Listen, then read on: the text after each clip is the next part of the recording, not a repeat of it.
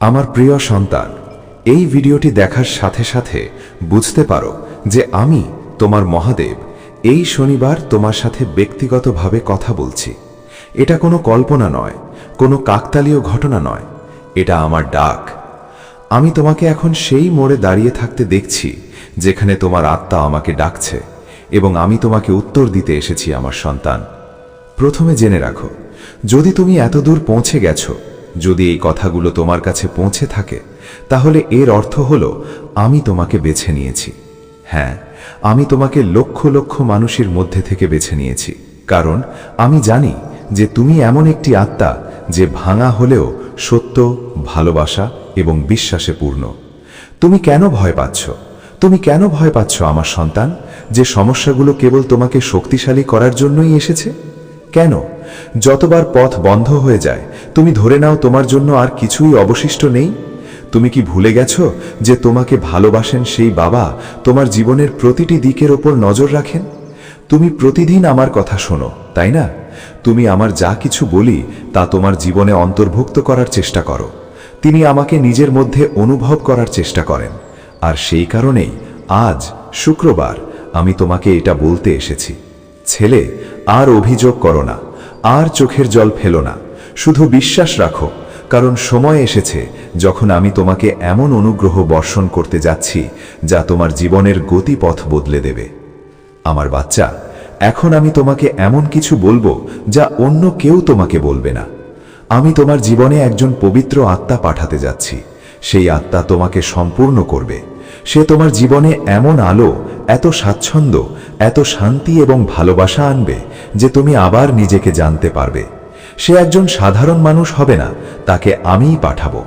তার আগমন তোমার জীবনের একটি নতুন অধ্যায়ের সূচনা করবে। সে তোমাকে কেবল ভালোবাসাই দেবে না, তোমাকে দিক নির্দেশনাও দেবে। এখনো পর্যন্ত তুমি একা লড়াই করে আসছো, কিন্তু আর নয়।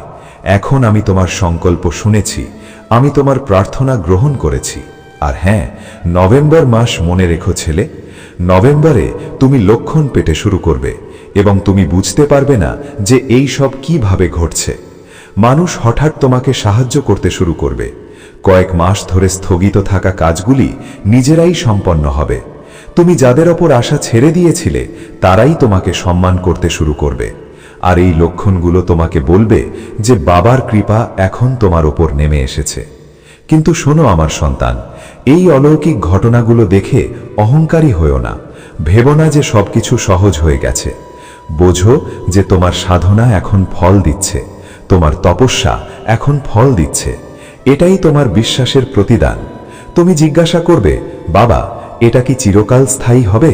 তারপর আমি বলবো, ছেলে, যতক্ষণ তুমি বিশ্বাস ও সত্যের সাথে সংযুক্ত থাকবে, আমার কৃপা তোমার সাথে থাকবে।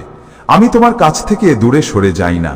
যখন তুমি তোমার দুঃখকে আমার চেয়ে বড় মনে করতে শুরু করো, তখন তুমি আমার কাছ থেকে দূরে সরে যাও। এখন আমি তোমাকে একটি গোপন কথা বলবো, একটি গোপন কথা যা কেবল তোমার জন্য। যখন আমি আর শ্রীকৃষ্ণ দ্বারকার প্রাসাদে বসে আলোচনা করছিলাম, তখন আমি তাকে জিজ্ঞাসা করেছিলাম, প্রভু, একজন ভক্ত যখন তোমাকে পূর্ণ ভক্তি সহকারে পূজা করে তখনও কেন কষ্ট পায়? কৃষ্ণ হেসে বললেন, শ্যাম, কারণ আমরা চাই তারা বীর হোক, শ্রোতা। আমরা চাই তারা তাদের নিজস্ব জীবন কাহিনী লিখুক।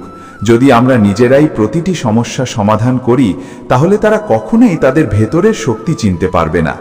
আর আমি, খাতু শ্যাম, তোমার জীবনেও একই নীতি প্রয়োগ করি। এখন আমি তোমাকে একটা গোপন কথা বলবো।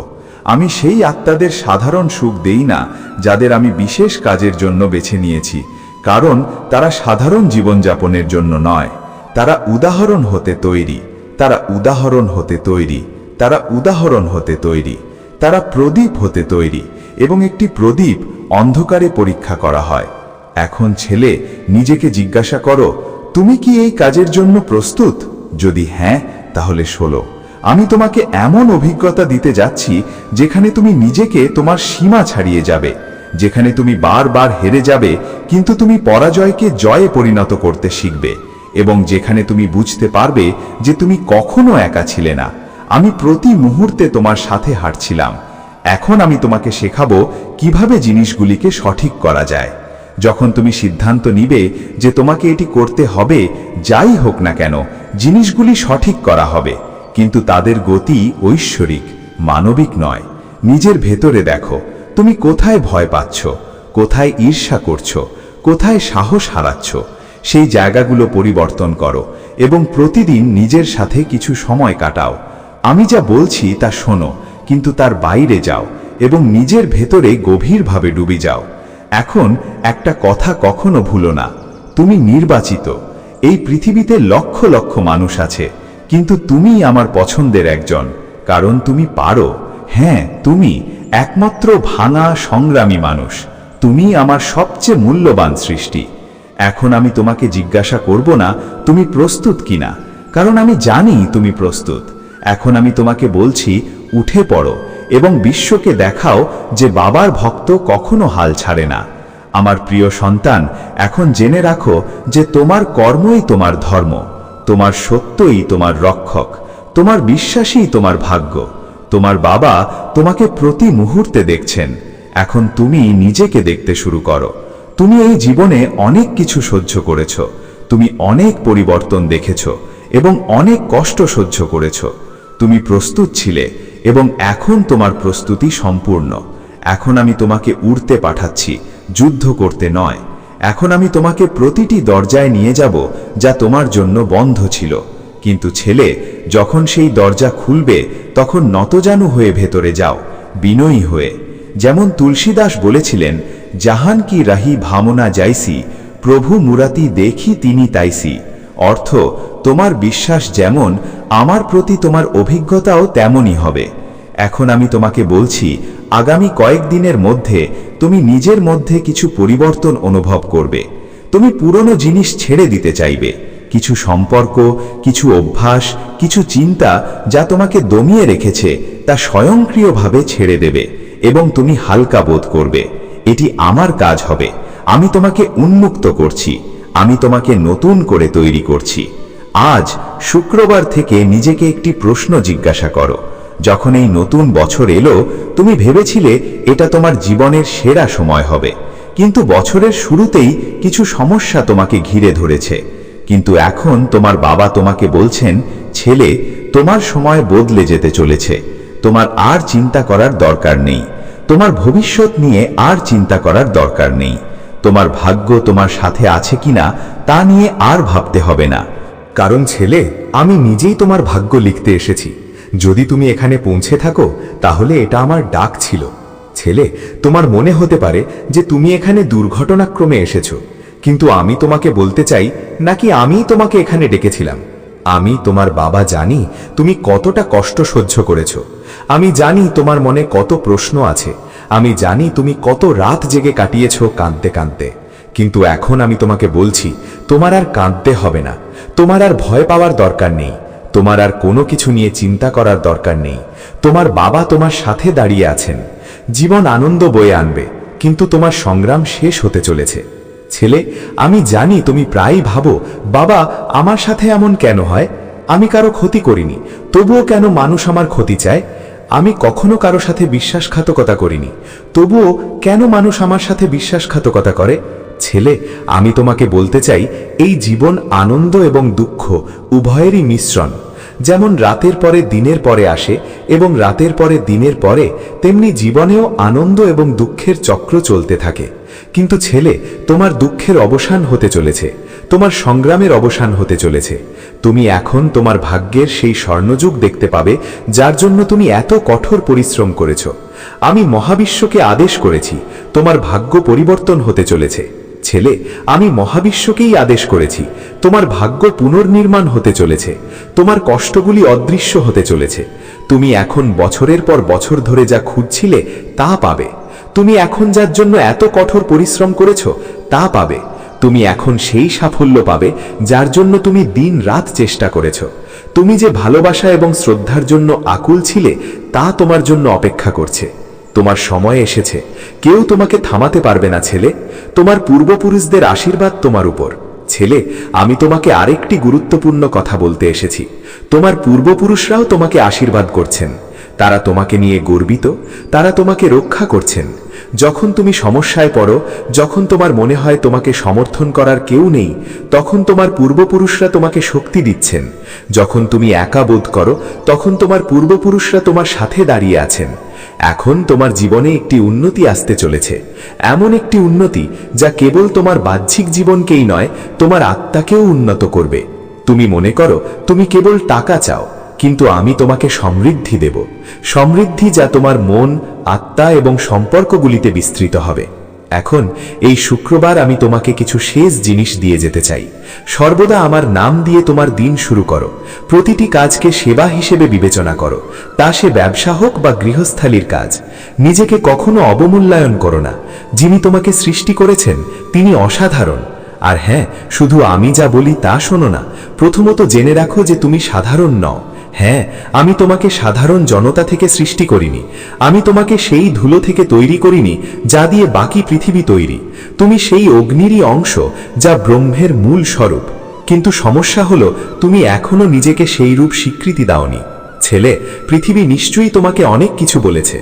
মাঝে মাঝে তারা বলেছে যে তুমি কিছুই করতে পারো না। মাঝে মাঝে তারা তোমাকে নিয়ে হেসেছে। মাঝে মাঝে তারা তোমাকে ছোট করেছে। আর তুমি সেই কথাগুলোকে তোমার সত্য হিসাবে মেনে নিয়েছো। তুমি ভুলে গেছো যে যেদিন আমি তোমাকে এই পৃথিবীতে এনেছিলাম, সেদিন আমি নিজেই তোমার জন্য গর্বিত ছিলাম। তুমি জানো যে যখন তুমি জন্মেছিলে, আকাশ এক মুহূর্তের জন্য থেমে তোমার দিকে তাকিয়েছিল। সেই মুহূর্তটি বিশেষ ছিল, কারণ একটি নতুন আত্মা এসেছিল যা মহান কিছু করার জন্য নির্ধারিত ছিল। কিন্তু সময়ের আঘাতে তোমাকে ক্লান্ত করেছে, ভেঙে দিয়েছে, এবং এখন তুমি এখানে উত্তর খুঁজছ। এবং আজ শুক্রবার আমি তোমাকে উত্তর দিতে এসেছি।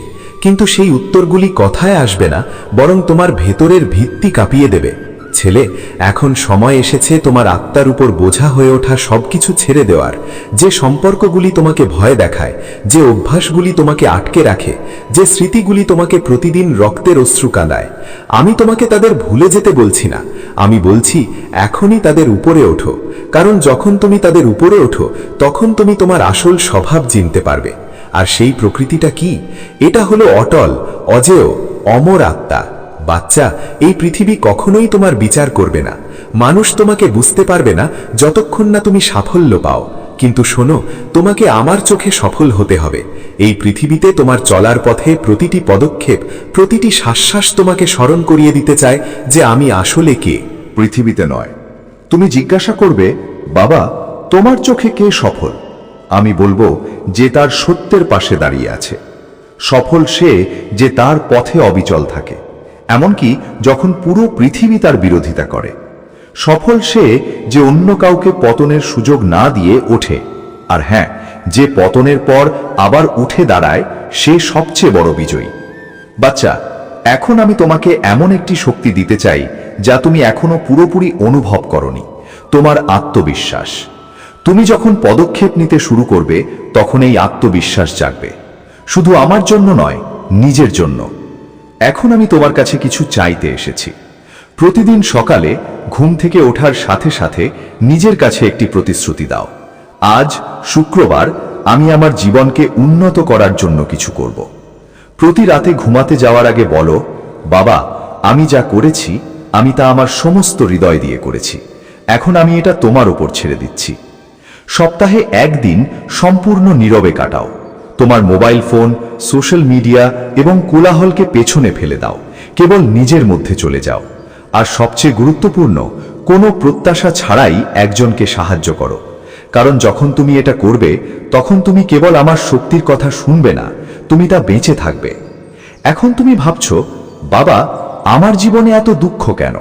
শোনো, কারণ তুমি সেই জমিতে দাঁড়িয়ে আছো যেখানে একটি বিশাল গাছ গজাতে চলেছে। শিকড়ের গভীরতা গাছের উচ্চতার মতোই। তোমার দুঃখ তোমার আত্মার শিকড়কে শক্তিশালী করছে। এখন যা আসছে তা এমন কিছু যা তুমি কখনো কল্পনাও করতে পারোনি।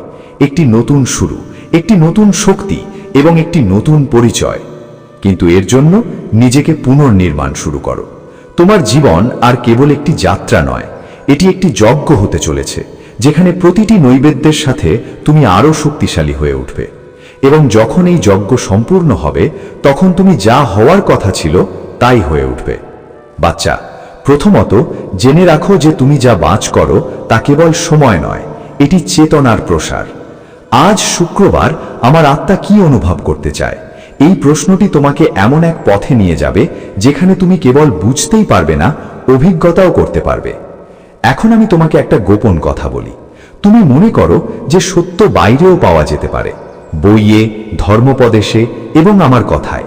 কিন্তু ছেলে, সত্য হলো সেটা যা তোমাকে ভেতর থেকে দ্বন্দ্বে ফেলে, যা তোমাকে তোমার নিজের চিন্তা ভাবনা নিয়ে সন্দেহ করতে বাধ্য করে, যা তোমাকে সেই নীরবতার মধ্যে দাঁড় করিয়ে দেয় যেখানে কেবল আত্মাই কথা বলে।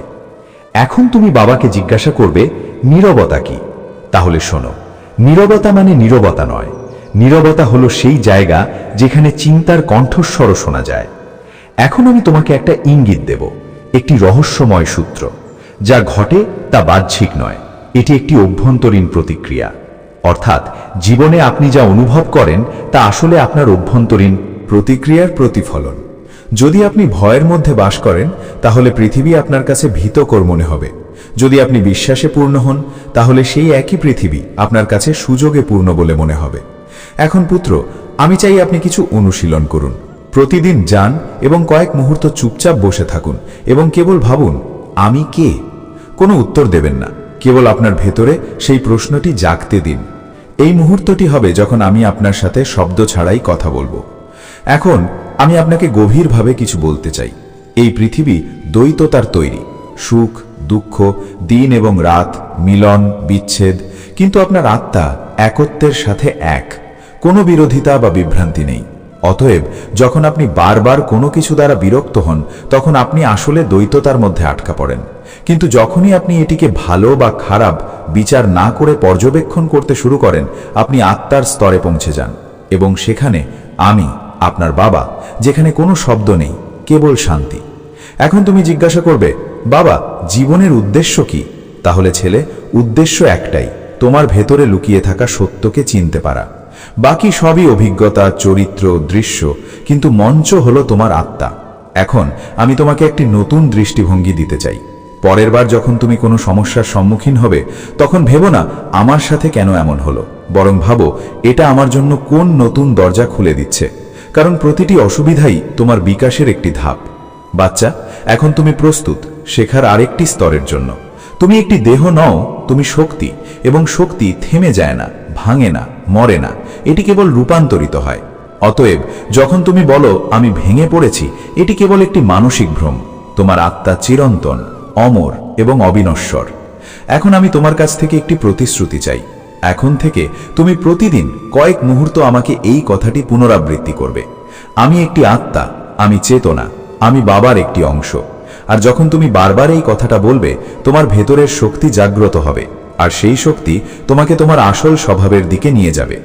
তুমি বারবার এই কথাটা ভাবো, তোমার আসল স্বভাবের দিকে। বাবা, আমার প্রচেষ্টাকে ফলপ্রসূ করার জন্য আমার কি করা উচিত? কেন আমি প্রতিটি প্রচেষ্টার পরেও ব্যর্থ হই? এটাই কি আমার ভাগ্য? আমি কি ভুল করছি? আমার পথ সবসময় বন্ধ থাকে, আর অন্যরা কেন খুলে যায়? তোমার প্রভু এই সমস্ত প্রশ্নের উত্তর দিতে এসেছেন, কিন্তু আমি তোমাকে শুধু উত্তর দেব না, আমি তোমাকে তোমার ভেতরের শক্তির সাথে পরিচয় করিয়ে দেব। এবং আমি তোমাকে বলবো, দেখো ছেলে, তুমি তখনই পৃথিবী জয় করতে পারবে যখন তুমি নিজেকে জয় করবে। প্রথমে এটা বুঝো আমার ছেলে, চেষ্টা করা এবং সফল হওয়া দেখতে একই রকম, কিন্তু তারা খুব আলাদা। চেষ্টা করা কেবল বাহ্যিক প্রচেষ্টা। আমি তোমাকে একজন নায়ক বানাতে চাই, আমি তোমাকে একজন যোদ্ধা বানাতে চাই, কান্নাকাটিকারী শিশু নয়। সেই কারণেই তুমি যে কষ্টের মধ্যে দিয়ে গেছো তা পরীক্ষা নয়, সাফল্য আসে যখন সেই প্রচেষ্টা অভ্যন্তরীণ স্বচ্ছতা, দৃষ্টিভঙ্গি এবং আত্মার কেন্দ্রের সাথে সংযোগের মাধ্যমে করা হয়। তুমি জিজ্ঞাসা করো, বাবা, আমার কঠোর পরিশ্রমে কি অভাব আছে? আমি বলি, তুমি কঠোর পরিশ্রম করো, কিন্তু তোমার বিশ্বাসে ফাটল আছে। তুমি চেষ্টা করো, কিন্তু তোমার হৃদয়ে ভয় আছে। তুমি এগিয়ে যাও, কিন্তু তোমার হৃদয়ে সন্দেহ আছে। ছেলে, যখন তুমি নদী পার হতে বেরো এবং প্রতি 2 ধাপে জলের গভীরতা নিয়ে সন্দেহ করতে শুরু করো, তখন কি সেটা পার করতে পারবে আমার বাচ্চা? এখন আমার প্রিয়, পৃথিবী তাদের নয় যারা কেবল দ্রুত দৌড়ায়, এটা তাদের যারা চলতে থাকে। এখন শোনো, তুমি কিভাবে হতাশ হতে পারো না, নিজের তুলনা করা বন্ধ করো। তোমার যাত্রা ভিন্ন, তুমি যে পথে হাঁটছো তা অন্যদের মতো নয়। তুমি কেবল সেখান থেকে শুরু করছো যেখানে অন্যরা পৌঁছেছে। কিন্তু এর অর্থ এই নয় যে তুমি দেরি করছো। প্রতিটি ব্যর্থতাকে পরীক্ষা মনে করো না, তোমার প্রশিক্ষণ বিবেচনা করো ছেলে। তুমি একটি যুদ্ধে লড়তে বেরিয়েছ এবং আমি তোমাকে একজন যোদ্ধা বানাচ্ছি। প্রতিটি আঘাত তোমাকে আরো শক্তিশালী করছে, প্রতিটি প্রত্যাখ্যান তোমাকে তীক্ষ্ণ করছে। তোমার ভেতরের কণ্ঠস্বর শুনতে শুরু করো। মানুষ তোমাকে বলবে তুমি ভুল, কিন্তু তোমার ভেতরের একটি শক্তি সবসময় তোমাকে সঠিক পথ দেখাচ্ছে। সেই কণ্ঠস্বর আমি, ছেলে। প্রতিদিন নিজেকে একটি প্রশ্ন জিজ্ঞাসা করুন, আজ শুক্রবার কি আমি আমার জীবনকে সুন্দর করে তোলার জন্য একটি পদক্ষেপ নিয়েছি? শুধু একটি। যদি হ্যাঁ, তাহলে আপনি চলমান, এবং যে হেঁটে যায় সে তার গন্তব্যে পৌঁছায়, এমনকি দেরিতে হলেও। এখন আপনি জিজ্ঞাসা করবেন, বাবা, আমার ইচ্ছাগুলি কেন অপূর্ণ থাকে? আমি কি খারাপ কাজ করছি? পুত্র, এই প্রশ্নটি তখনই আসে যখন আপনি আপনার কর্মের ফলাফল দ্রুত দেখতে চান। কিন্তু বীজ বপন করার পরে আপনি কি প্রতিদিন মাটি খুঁড়তে যান এবং দেখতে চান যে গাছটি কেন বেরিয়ে আসেনি? না, তাই না? কারণ আপনি জানেন যে বীজকে অন্ধকারে চুপচাপ একা ভেঙে ফেলতে হয়, তবেই এটি অঙ্কুরিত হয়। একইভাবে আপনার প্রার্থনা, আপনার কঠোর পরিশ্রম, আপনার অশ্রু সবই বীজ। তাদেরও সময়ের প্রয়োজন। এবং হ্যাঁ, কিছু বীজ ফল হওয়ার আগে ঋতু পরিবর্তন করে। আপনি সেই ঋতু যে নিজেকে বুঝতে সক্ষম হয় না। এখন শুনুন কিভাবে আপনি আপনার গন্তব্য চিনতে পারেন।